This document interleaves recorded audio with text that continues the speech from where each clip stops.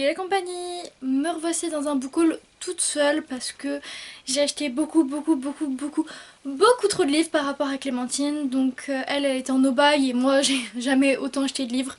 Donc j'ai 40 livres je crois, un truc comme ça à vous présenter. Je vais certainement couper et vous faire un autre book haul, mais du coup je vais quand même essayer de faire vite et de vous en présenter le plus possible. Je les ai rangés par catégorie en fait de... Pas de style ou quoi que ce soit, mais par je les ai achetés dans cet endroit ou dans cet endroit. Je vais commencer par les livres que j'ai achetés chez Nose. Donc je vous en parlais déjà dans le précédent book haul que je vous mets juste ici. J'avais commencé à vous en présenter. Donc Nose en fait c'est un peu comme Action, etc. Et il y a de tout, il y a beaucoup de livres, neufs ou presque en tout cas je crois. Je pense qu'ils sont neufs mais un petit peu abîmés, du coup ils étaient pas vraiment vendables. Donc ils sont à 3-4 € et c'est hyper rentable. Donc j'avais acheté plein de livres pour 25 €. Le premier que je vous présente, c'est S'enfuir de Martin Bedford aux éditions Nathan. Je sais juste que c'est deux jeunes de 15 ans qui s'enfuient. En fait, c'est le mec qui propose à la fille et en fait, elle part sans prévenir ses parents ou quoi que ce soit, donc elle fugue en fait. Et donc ils partent camper en forêt ou en road trip ou un truc comme ça. Donc ça a l'air d'être un truc assez en mode aventure, en mode peut-être un peu découverte de soi. Je pense que ça va être assez sympa. Donc c'est court par contre, je vous l'avais montré dans un tag je crois. Il y a des... En fait c'est écrit hyper gros et il y a des marges de folie. Du coup il coûte 16,95 € de base et genre vraiment il n'y a pas beaucoup de matière. Genre il se lit archi rapidement je pense. Ensuite j'avais acheté La vie à 1000 décibels de Raphaël Lucas aux éditions Albin Michel. Honnêtement celui-là je l'ai un peu pris sur un coup de tête parce que je pense que c'est voilà 300 pages, écrit gros, rapide à lire, c'est vraiment du young adulte ado, enfin voilà.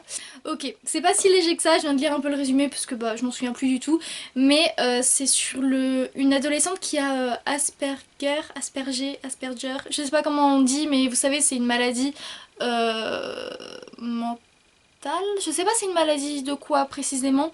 Je crois de mémoire, hein, vraiment je suis pas du tout une spécialiste, je crois que c'est une forme d'autisme.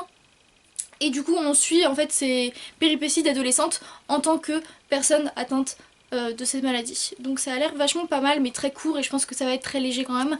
Mais j'avoue que c'est assez intéressant sur cet aspect de maladie qu'on voit un peu mais pas si souvent que ça en fait. Ensuite un livre que j'ai déjà lu mais que vous allez voir en update dans 1 ou 2 mois. Le silence des sirènes de Sarah Hochler aux éditions Nathan. En fait c'est l'histoire d'une fille, donc avant que ça commence le livre en fait elle a eu un accident et elle a perdu sa voix. Elle peut plus parler, elle peut plus chanter, sauf que cette nana c'était une chanteuse, elle allait enfin avoir la carrière qu'elle voulait avec sa sœur jumelle. On sait que sa sœur jumelle elle est liée mais on sait pas trop en fait ce qui s'est passé pour cet accident etc. Et donc elle va, elle déménage en fait, maintenant elle est avec sa tante qui est pas vraiment sa tante biologique mais elle la considère comme sa tante et sa cousine et... et en fait voilà, elle a totalement changé de vie et il se passe que donc c'est tout lié à la mer, tout ça. Et il y a une course qui est préparée en fait, un pari. Il y a un garçon qui doit gagner la course en fait de bateau.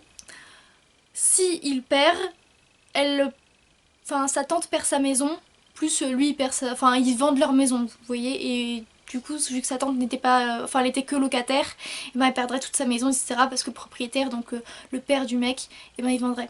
Donc il y a toute une histoire de compétition en mode il faut qu'on gagne le pari sinon on va perdre notre toit en fait, genre qu'est-ce qu'on va faire etc. Et elle décide de s'allier avec ce garçon. Donc voilà, il y a tout le côté en mode j'ai un trauma, j'arrive pas à m'en remettre, j'ai perdu ma voix. Tout le côté, vous savez un peu comme dans les films américains, en mode la ville super sympa, qui m'accueille, tout ça. Il y a le côté, bah du coup j'aime bien ce garçon, mais il faut que je l'aide, du coup je fais avec lui, je l'aide, tout ça, je veux pas perdre notre maison. Et il y a vraiment le côté, bah je peux plus parler maintenant. Je suis plus la même personne. Enfin bref, il y a plein d'aspects et c'est un livre super intéressant. Ensuite, j'ai acheté la duologie, il me semble qu'il n'y a que 2 tomes, Dissonance et Résonance de Erika O'Rourke aux éditions Albin Michel collection Wiz. Je sais pas grand chose là-dessus, je sais que c'est de la... Attendez, je crois que c'est du fantasy ou fantastique. Je pense que c'est fantasy. Je vous lis le résumé, il est genre hyper court. Dell est une marcheuse. Elle a le pouvoir de passer d'une réalité à l'autre. Dans ces univers parallèles, elle ne cesse de croiser différentes versions de Simon Lane, le garçon dont elle est tombée amoureuse. En essayant de se rapprocher de lui, Dell va rapidement découvrir que le Conseil des Marcheurs cache un terrible secret. Un secret qui pourrait bouleverser l'univers tout entier. Donc je trouve le résumé très très sympa, j'ai juste peur que ce soit un peu trop jeunesse pour moi.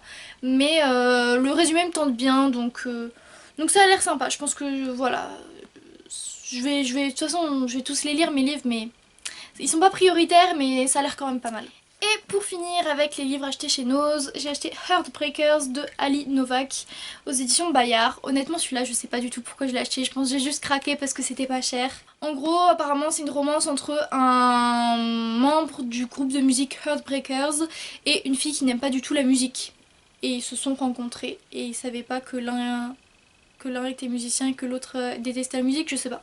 Mais en tout cas voilà, et donc je suppose qu'il va y avoir des différents, peut-être des joutes verbales, j'espère, vous savez que j'adore ça. Puis voilà, je sais pas grand chose, je pense que c'est vraiment jeunesse, pré-ado.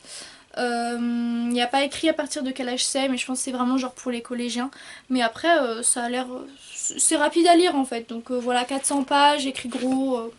c'est rapide à lire, c'est sympa, ça fait toujours du bien entre deux grosses lectures, donc voilà, c'est sympathique. Ensuite je vous présente les livres que j'ai achetés en fait, soit en librairie, soit sur internet, enfin voilà, genre ce que j'ai acheté vraiment au bon prix on va dire, parce que sinon c'est que de l'occasion. On commence par Covenant 3, Éveil de Jennifer L. Armentrout. Covenant, vous savez, bon je suis la série, c'est pour ça que j'étais au 3. D'ailleurs de cette pile de livres que je vais vous présenter là, il y en a déjà plusieurs que j'ai déjà lus, donc soit que vous avez déjà vu en update, soit que vous allez bientôt voir, enfin voilà. Donc Covenant, je vous avais dit que ça ressemblait beaucoup à Vampire Academy. C'est... Vous savez, c'est un peu compliqué à décrire, mais c'est toute une histoire de Covenant avec une fille qui doit rentrer dedans puisque sa mère s'est fait tuer par des démons. Et elle doit... Du coup, elle essaie de rentrer là-bas pour avoir la protection parce que c'est dans un monde... Enfin, c'est du fantastique, quoi. Il y a des démons, il y a des espèces, je sais plus comment ils s'appellent, mais... je sais plus comment ils s'appellent tous... les noms qu'ils ont, enfin à chaque fois j'oublie qu'il y a tellement de noms entre les séries que bon, voilà. En tout cas, elle doit faire une remise à zéro, elle doit rater en fait toutes les années où elle était en dehors de son Covenant parce qu'elle avait fui avec sa mère. Parce qu'il y a une terrible menace, mais elle sait pas trop ce que c'est. Sa mère, elle lui a dit il faut qu'on y aille, il faut qu'on y aille, et du coup on sait qu'il y a quelque chose qui pèse sur elle, mais elle sait pas trop quoi. Et en fait, elle est destinée à un grand destin. Et du coup elle suit une formation avec un mec qui lui plaît bien. Enfin voilà, on a un petit peu de ses péripéties d'adolescente, mais c'est plus en mode je dois me battre, en mode il y a des méchants, en mode ci, en mode ça. Donc voilà, de toute façon vous avez mon avis dans mes updates à chaque fois. Après j'ai acheté Campus Driver 1 et 2, je vous ai déjà montré le 3 en plus dans mon unboxing de Momox.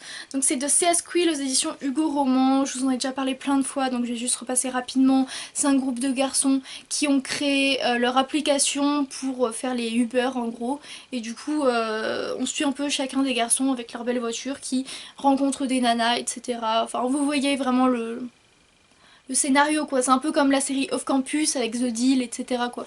Il y a chacun leur histoire, mais le truc de base c'est en mode ce groupe de garçons qui font les coursiers, je sais pas comment on appellerait ça. Du coup là c'est avec une fille qui vient de se faire larguer et jeter de son appartement par son copain avec qui elle est depuis des années alors qu'elle vient de rentrer à la fac. Et là c'est un mec qui veut les conseils d'une fille pour pouvoir être un meilleur copain, sauf que cette fille c'est la seule qui craque pas pour lui, elle s'en fout totalement de lui. J'avoue ça c'est cliché mais il est vraiment très bon. Ensuite la chronique des Bridgerton, voilà j'ai acheté le tome 1 et 2, donc c'est vous savez en rassemblé, de Julia Quinn aux éditions J'ai lu. La chronique des Bridgerton vous devez connaître, il y a eu quand même la série sur Netflix qui est trop bien. Donc la série Netflix c'est à peu près la moitié du roman, c'est sur Simon et Daphné, donc c'est une romance dans les années je dirais 19e siècle, 1814, je pensais que c'était un peu plus ancien. Donc vous savez c'est sur la cour, sur le bal des débutantes, enfin pas le bal des débutantes mais ça c'est notre génération aux États-Unis, mais vous savez les bals où elles font leur entrée dans le monde, elles doivent se trouver un mari, tout ça, donc c'est un peu la recherche du mari à chaque fois. Et du coup on suit à chaque fois dans chaque tome un des personnages de la famille Bridgerton, parce qu'ils sont 8, 9, un truc comme ça. Et du coup là on a Daphné et après on a Anthony, son grand frère le plus vieux. Et voilà, donc c'est un peu une romance, un peu historique, c'est un peu Gossip Girl parce qu'il y a Lady Whistledown à chaque début de chapitre qui en gros elle écrit dans le journal et elle raconte les ragots, donc c'est un peu en mode Gossip Girl, enfin c'est vachement bien. Et du coup si ça vous intéresse je vous conseille la série qui est vraiment trop bien, mais les livres sont géniaux également. Et dernière chose que j'ai acheté à son vrai prix, c'est London and Shay, le tome 1 de Brittany C. Cherry aux éditions Hugo Roman. Lui il me faisait tellement envie, je sais presque rien dessus, mais en fait les avis ont été tellement bons que je sais qu'il fallait que je me l'achète. En plus j'aime beaucoup Brittany et Cherry. Je crois que c'est juste deux personnes qui se détestent et ils font le pari que l'autre doit tomber amoureux le premier, ou il y a quelque chose comme ça, il y a une sorte de pari où l'autre doit tomber amoureux et c'est deux personnes qui se détestent de base. Ensuite j'ai reçu plusieurs services presse d'auteurs.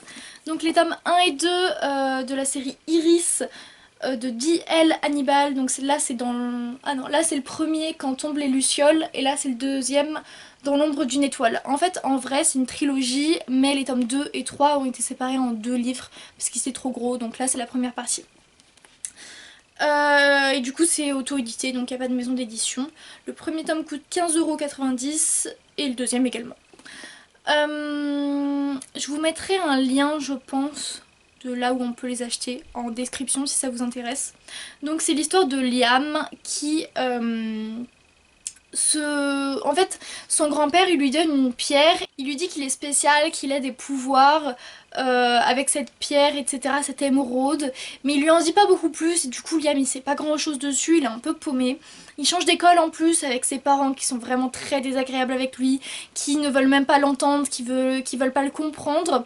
Il y a toute cette histoire où le monde est conscient qu'il y a des gens avec des pouvoirs liés aux pierres, mais c'est un tabou, ils n'ont pas le droit d'en parler. Et du coup sa famille ils ont pas le droit, enfin ils sont vraiment contre tout ça.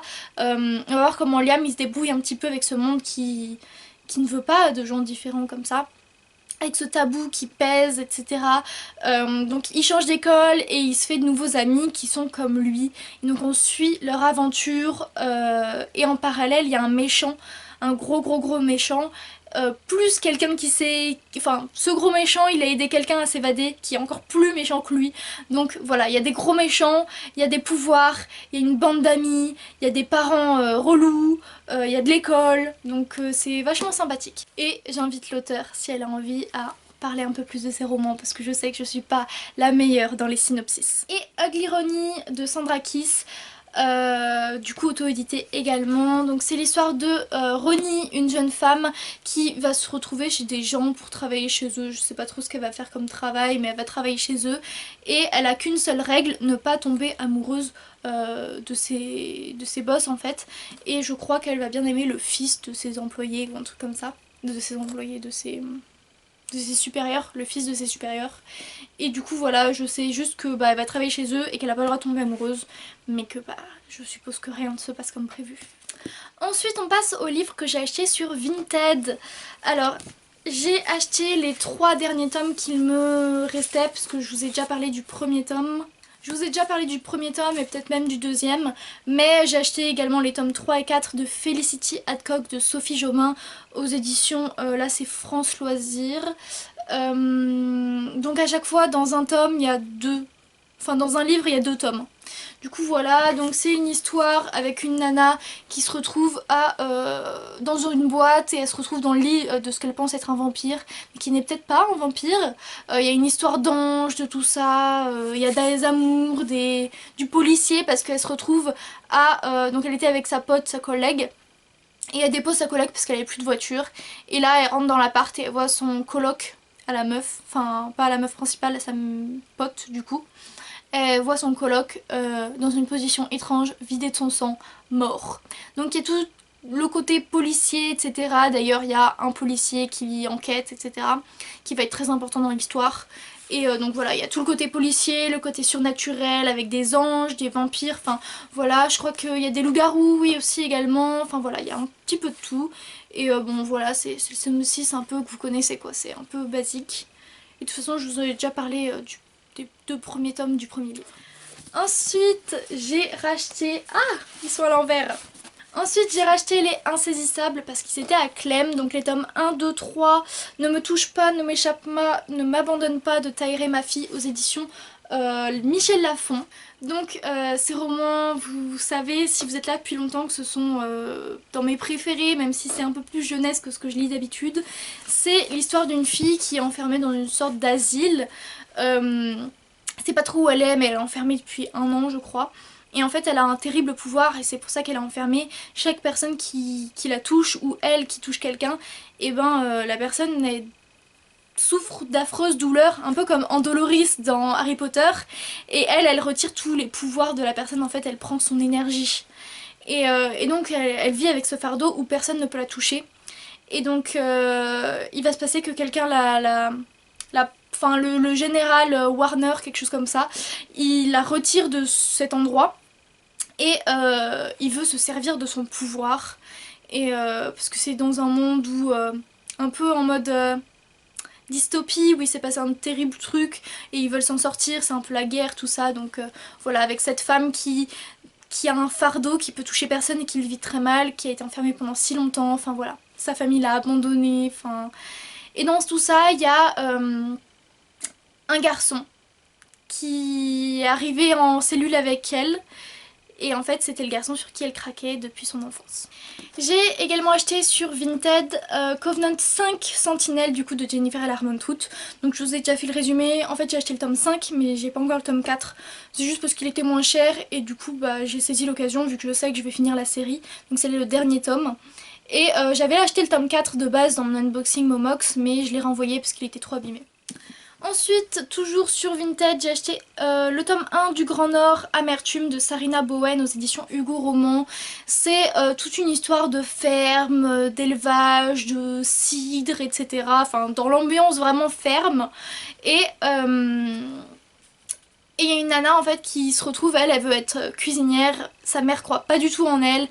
Et tout ce qu'elle veut c'est être grand chef. Et elle se retrouve dans une entreprise qui l'exploite totalement et ils lui disent écoute nous on veut des pommes de cette qualité à ce prix là et puis va là-bas et démerde-toi.